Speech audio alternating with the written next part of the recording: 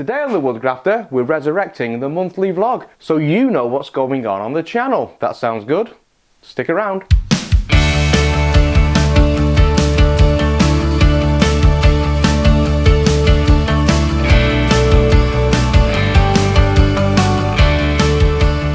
Hey and welcome back to The Woodgrafter. I'm Andy Gile and it's great to have you here. Our mission at The Woodgrafter is to inspire, educate and support you in your journey to becoming a better woodworker. We do that through a whole variety of videos. We do how-to videos, tutorials, tips, reviews, get together for a chat videos such as this one, and we're supported by an online website, www.thewoodgrafter.com, and over there you can find deep dive project videos as well as plans and further information about what we're up to. So if you're not a subscriber, subscribe now, leave me a comment and get in touch, and with that said, let's look at the monthly vlog. So it's been way too long since we've actually done a monthly update. In fact, it was last September 2019 when we did the last one, and now we're at the end of January 2020.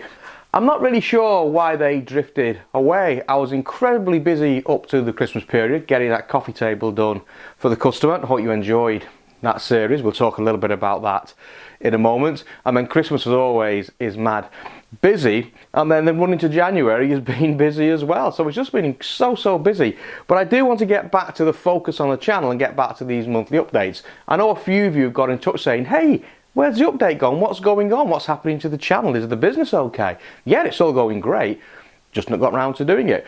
But there is a restructure. There are things I want to do and there's things I want to change, and we'll talk a little bit more about that as we go through.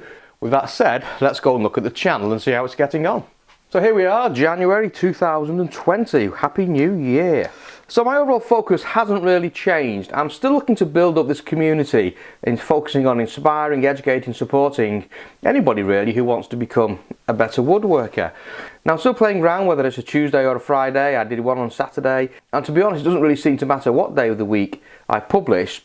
Results are pretty similar. I think I'm going to go for Tuesday, and we'll talk about what I do on a Friday shortly. I still want to inspire you to get into the workshop and do things through ideas, tips, reviews. Still want to drive the education, but that's going to be much more on the website side of things now than YouTube, and we'll talk about that in a second. And obviously still support questions and answers, website and the ongoing community.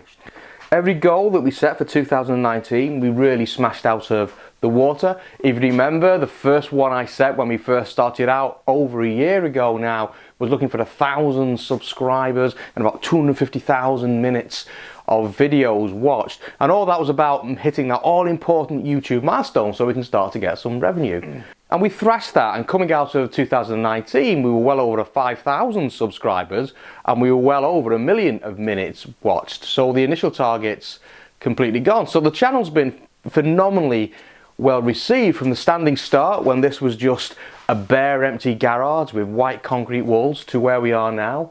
The projects that we put out the door, we had the Versailles container project go out, we completed the coffee table build, we obviously did the cupboards at the back, we obviously did the Sustainer storage system, we cladded the walls, we've changed the electrics, we bought lots of new tools, and you've been on that journey with me all the way, so thank you for that, and it's been really well received. So we thrashed those targets. So I've set some new targets for 2020.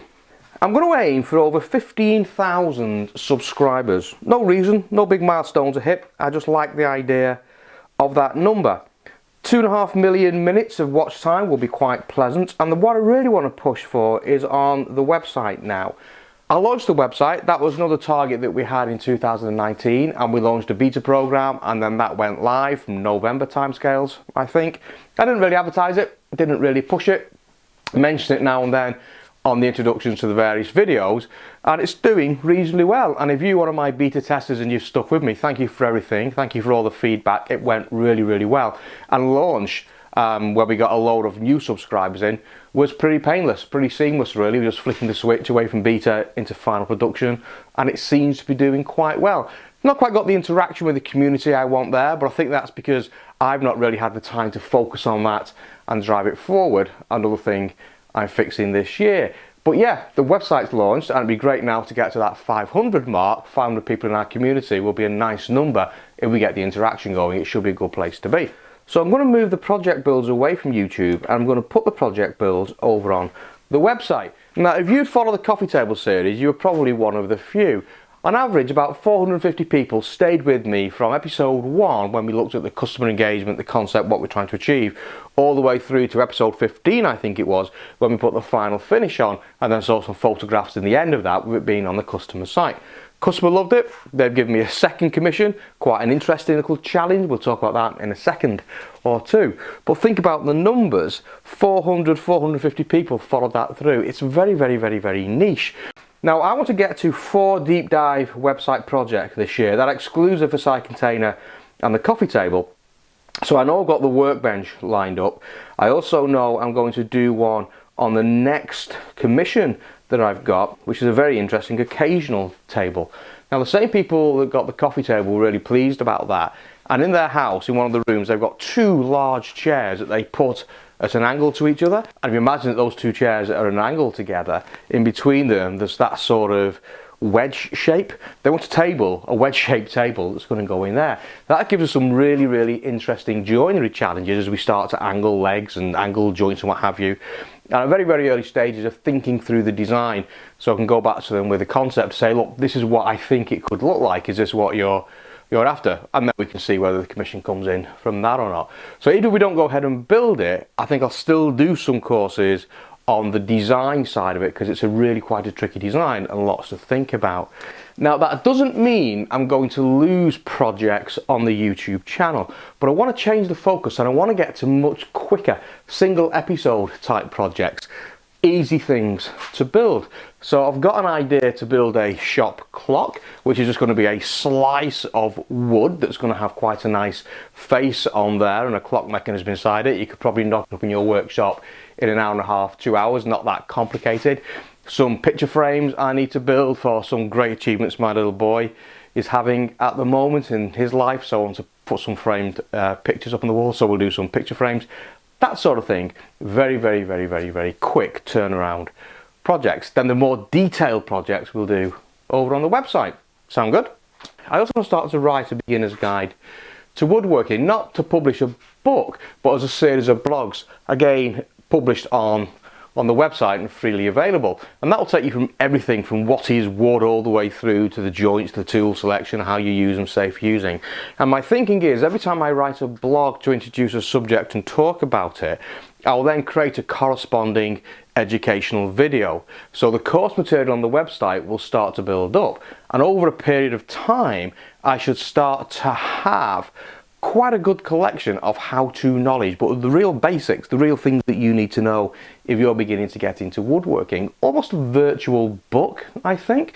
And what I want to do is to try and get season 1 done in this year, which is that beginner's guide to woodworking. Not making commitments of when I release things, because I've got an awful lot going on as always, but I do like the idea of building up that body of work. So that's going to come down the line as well. So my business model isn't really changing. I've still got the Woodgrafter here as a base brand, and I've still got commissions on one side of that and education on the other. Obviously last year I was focusing much more on this community and didn't do an awful lot in the commissions, although the commissions still came in.